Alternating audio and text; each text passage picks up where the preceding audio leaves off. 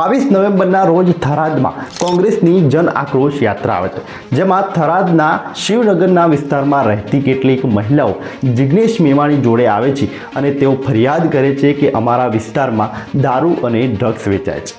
આ સાંભળતા જ કોંગ્રેસ નેતા જિગ્નેશ મેવાણી પોતાના સાથીદારો અને મહિલાઓને સાથે લઈને ત્યાંના પોલીસ સ્ટેશન આગળ આવીને પટ્ટા ઉતારી દેવાની વાત કરે છે, એ પણ ત્યાંના એસપી ચિંતન તરૈયાની હાજરીમાં। બધા પોલીસ વાળા ધ્યાન રાખી લેજો, પટ્ટા તમારા છે, તમારા ઉતરશે, મારા નહીં। અને આ વડગામનો ધારાસભ્ય કહી રહ્યો છે, યાદ રાખી લેજો, હું પાછળ પડીશ એટલે છોતરા કાઢી જ નાખીશ। તમારા સાહેબોને બી પૂછી લેજો।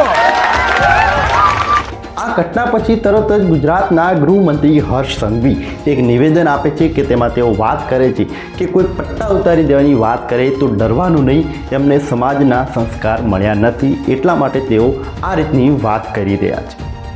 કોઈ એક જણે નાની મોટી ભૂલ કરી તો ખૂબ ભણેલા પોતાની જાતને કહેતા અનેક ડિગ્રીઓ જેની પાસે હોય, પરંતુ ડિગ્રી જોડે જોડે સમાજનું સંસ્કાર જેને ના મળ્યું હોય એવા અનેક લોકો તમારી કચેરી આવશે, અનેક લોકો તમારા પટ્ટા ઉતારી લેવાની બી વાત કરશે, અનેક લોકો તમારી નોકરીઓમાંથી બી નિકાલ લેવાની વાત કરશે, પરંતુ બસ અહીંયાથી સળગી ઉઠે છે એક મોટી આગ।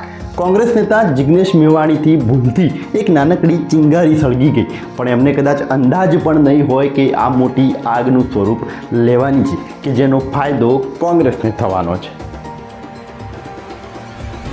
ગૃહમંત્રી હર્ષ સંઘવીના નિવેદન બાદ તરત જ પોલીસ પરિવાર એક રેલી કાઢે છે જિગ્નેશ મેવાણીની વિરુદ્ધમાં। એમનું માનવું છે કે જિગ્નેશ મેવાણીથી આ મોટી ભૂલ થઈ છે, પોલીસોનું અપમાન કર્યું છે, એટલે તે જિગ્નેશ મેવાણીએ રાજીનામું આપવું જોઈએ, એમને માફી માગવી જોઈએ। જોકે આ રેલીમાં અનેક રીતે જિગ્નેશ મેવાણી ઉપર આક્ષેપો થયા, પણ સાથે આ રેલીમાં પણ આક્ષેપો થયા કે આ માત્ર ને માત્ર ભાજપ પ્રેરિત રેલીઓ થઈ રહી છે, કે જેમાં ઘણા બધા જે લોકો છે કે એમણે પોલીસ સાથે કશું જ લેવા દેવા નથી અને એમણે પૈસા આપીને ભાજપના કાર્યકરોએ ત્યાં લાવ્યા છે, એવા પણ નિવેદનો સામે આવ્યા। અમુક એવી ન્યૂઝ મીડિયામાં જે બાઇટો લેવામાં આવી તો એમણે જ પોલીસના પક્ષમાં આવેલા લોકોએ જ ત્યાં દારૂ ખુલ્લેઆમ વેચાય છે એવું કહ્યું।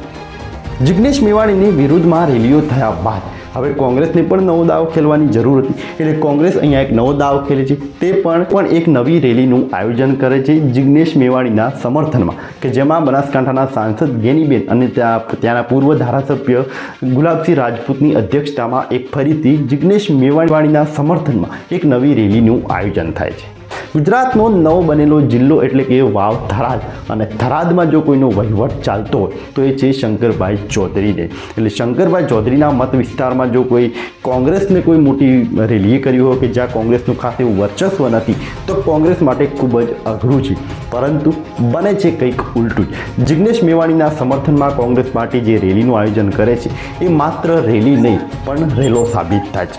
એટલી બધી જન સમર્થન જિગ્નેશ મેવાણીના સમર્થનમાં લોકો એટલા બધા ઉમટી આવે છે કે ત્યાં પબ્લિક જ પબ્લિક જોવા મળે છે।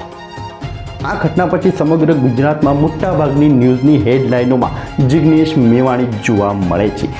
જિગ્નેશ મેવાણીના સમર્થનમાં અનેક જગ્યાએ આવેદનપત્રો આપવામાં આવે છે અને દારૂબંધી ગુજરાતમાં માત્ર કાગળ ઉપર છે, ખુલ્લેઆમ દારૂ અને ડ્રગ્સ વેચાય છે એવા અનેક વિડીયો વાયરલ થવા લાગ્યા અને મોટાભાગે જિગ્નેશ મેવાણીને સમર્થન મળતું હોય છે અને ભારતીય જનતા પાર્ટીની ખૂબ જ ટીકાઓ થાય છે।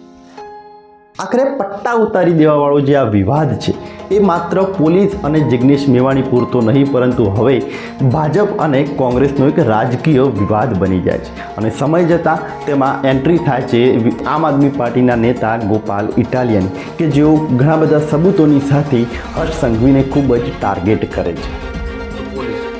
કયા એમએલએ છે નામે વાંચી લો જરા આ બધી જ ઘટનામાં ઘણું બધું જોવા મળે છે। ઘણા લોકો જિગ્નેશ મેવાણીને સપોર્ટ કરી રહ્યા છે તો ઘણા લોકો જિગ્નેશ મેવાણી ટીકા પણ કરી રહ્યા છે। પોલીસના સમર્થનમાં પણ ઘણા બધા લોકો આવ્યા કે જેઓ પટ્ટા ઉતારી દેવાનું જે નિવેદન છે જિગ્નેશ મેવાણીનું એને ખૂબ લોકો ખોટું કહી રહ્યા છે, સાથે પોલીસની પણ ક્યાંક લાગણી દુભાતી હોય એ રીતે જોવા મળી રહ્યું છે। આ ઘટનાને ઘણા બધા દિવસો જો કે થઈ ગયા છે, પરંતુ આજના વિડીયોમાં સમજવું છે કે આમાં કોણ કેટલું સાચું અને કોણ કેટલું ખોટું। ભાજપ, કોંગ્રેસ અને પોલીસ અને આમ આદમી પાર્ટી આ ચારેના દ્રષ્ટિકોણથી અલગ અલગ ઘટનાને સમજીએ કે આમાં કઈ રીતની આખી રાજકીય વિવાદ બની ગયો છે। આજે ગુજરાતની પોલીસ એ ધારે તો 12 કલાકની અંદર આ ગુજરાતમાંથી દારૂ બંધ કરાવી ગઈ, પણ ક્યાંક ને ક્યાંક પોલીસના પણ હાથ બંધાયેલા છે. વડાપ્રધાન નરેન્દ્રભાઈના ગામમાં દારૂ મળે છે, હા કે ના?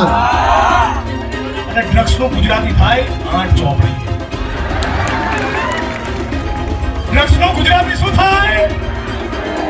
તમને તમારા પગારોથી સંતુષ્ટિ કેમ નથી? મને સમજાતું નથી કેમ સંતુષ્ટિ નથી.